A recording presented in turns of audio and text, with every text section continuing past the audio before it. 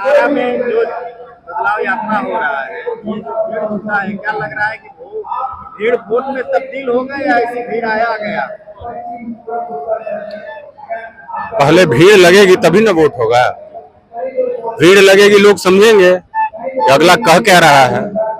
और ये बताने की जरूरत हमको नहीं लगता है कि बिहार में अब है कि प्रशांत किशोर क्या कह रहे हैं, वो क्या करने वाले हैं। लोग आ रहे हैं उनको सुनने। बहुत सारे लोग ऐसे भी हैं जिनको नहीं बुलाया गया है, वो खुद जान कर आए हैं कि आज प्रशांत जी आरा में आ रहे हैं। बाकी कितना वोट में तब्दील होगा ये तो समय बता ही देगा। बिहार में तो जाति और पार्टी दूरी के नाम पर वोट मिलता है, इसमें प्रशांत कैसे सफल? अब हम आपसे एक सवाल पूछते हैं, पिछले 35 सालों में किसने जातियों को तोड़ने का प्रयास किया? एक आदमी का नाम बताइए हमको। किसी ने नहीं ना। ऐसा नहीं है कि जातियों पर ही वोट होता है। सबको पता है कि सही क्या है और गलत क्या है। अच्छा सबको अच्छा लगता है। अगर कोई व्यक्ति कहता है कि कोई अच्छी चीज उसको अच्छी नहीं लगती है तो झूठ बोल रहा है। तो जो बातें प्रशांत जी कह रहे हैं वो अपील कर रही है लोगों को, और लोग खुद ब खुद चल के आ रहे हैं। ठीक है, हम लोग नेता हैं, पार्टी में प्रयास कर रहे हैं कि भाई प्रशांत जी आ रहे हैं तो लोग इकट्ठा हों, लेकिन हमारे नहीं बताने के बावजूद भी लोग आ रहे हैं, जान करके नहीं प्रशांत जी आ रहे हैं। तो कुछ तो है, एक आकर्षण तो है, लोग आ रहे हैं और परिणाम भी बेहतर ही होगा। क्या लग रहा है 2025 में चले जाएंगे, लेकिन वो ऑफर दे रहे हैं जनता को, चीजों दे रहे हैं। 125 यूनिट बिजली फ्री कर दी, अब जनता तो उनके पक्ष में हो जाएगी, भाई फ्री में मुझे मिल गया बिजली। जनता देखिए, एक बात, पहली बात तो ये कि ये लोग ऐसे सारे लोग जो ये समझते हैं कि जनता बेवकूफ है और उसको कुछ भी दे दीजिएगा तो वो आपकी तरफ खींची चली आएगी। जनता पिछले 20 सालों से देख रही है कि बिहार में बिजली सबसे महंगी मिल रही है।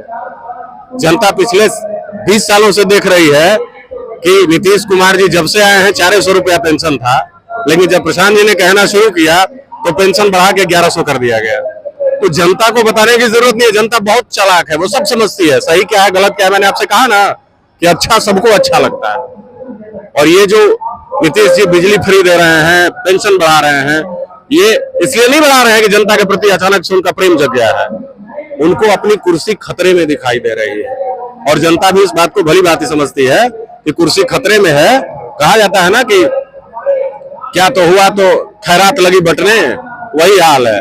अब देख रहे हैं कि कुर्सी जा रही है तो ये भी फ्री ले लीजिए, वो भी फ्री ले लीजिए, ये इतना ले लीजिए, वो उतना ले लीजिए। ये सबको समझ में आ रहा है कि क्या हो रहा है। हमको उससे क्या मतलब है? हमारा काम जनता से वोट मांगना है। बीजेपी के वोटर हमको वोट दे रहे हैं कि राजद के वोटर हमको वोट दे रहे हैं, इससे मतलब नहीं। हम वोट मांग रहे हैं, पब्लिक देगी। और बीजेपी वाले कहते हैं राजद का ये हताशा है, फ्रस्ट्रेशन समझते हैं ना, कुंठा, ये फ्रस्ट्रेशन है। सबको लग रहा है कि हकीकत क्या है। आज से 6 महीने पहले पब्लिक जो कहती थी कि जानते हैं बिहार में चुनाव जो होता है वो जाति से बाहर नहीं होता है, वही पब्लिक आज कह रही है कि नहीं एक बार मौका जरूर मिलना चाहिए। अभी 3 महीने 4 महीने टाइम है, आप देखते रहिए क्या होता है, बहुत कुछ बदलेगा। बिल्कुल भीड़ नहीं बढ़ रही है, लोगों की सोच बदल रही है। ये जो बार बार कहा जाता है कि जातियों पर वोट होता है, बिहार में जाति पर वोट होता है, इस बार सारी मान्यताएं टूटने जा रही हैं। बिहार के लोग बिहार के लिए और बिहारियत के लिए वोट करने जा रहे हैं। इस बार कोई जाति पर वोट नहीं होगा।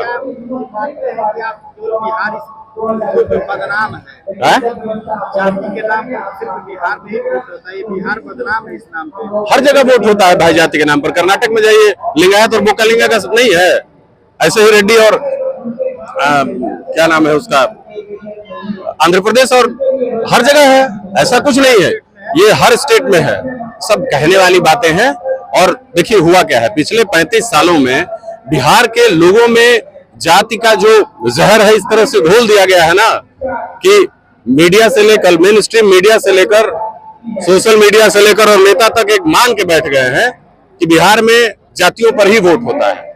लेकिन ऐसा नहीं है, लोग सही और गलत के बीच डिफरेंशिएट करके वोट करते हैं, और इस बार वही होगा, एकदम होने वाला है। कोई रोकने नहीं जा रहा है। अभी 3-4 महीने टाइम है, आप देखते जाइएगा, एक लहर उठेगी और हर आदमी सिर्फ जन स्वराज जन स्वराज जन स्वराज कहेगा। 35 सालों में किसी ने पलायन की बात की है? कभी बिहार में शिक्षा, रोजगार, स्वास्थ्य मुद्दा रहा है? पहली बार ऐसा हो रहा है कि एक मुद्दा है शिक्षा का, मुद्दा है स्वास्थ्य का, मुद्दा है रोजगार का, और सबसे बड़ा मुद्दा है पलायन का। वो 70 लाख लोग जो अपने परिवार को छोड़कर अलग अलग राज्यों में रह रहे हैं। कहा था कि हम स्मार्ट सिटी बनाएंगे, क्या उसी की तरह इनका भी वादा नहीं रहा? देखिए, मोदी जी ने क्या कहा था, इन बातों से हमको बहुत ज्यादा फर्क नहीं पड़ता है। हम बिहारी हैं, हम ये सोच रहे हैं कि बिहार में क्या बेहतर हो सकता है, और हमको लगता है कि बिहार में बेहतर होगा। जो प्रशांत जी कह रहे हैं उसका प्रैक्टिकल आपको बता भी रहे हैं कि कैसे हम करेंगे। बाकी लोग तो हवा में बोल रहे हैं। मोदी ने कहा स्मार्ट सिटी बनाएंगे, कैसे बनाएंगे ये तो नहीं बताया आपको।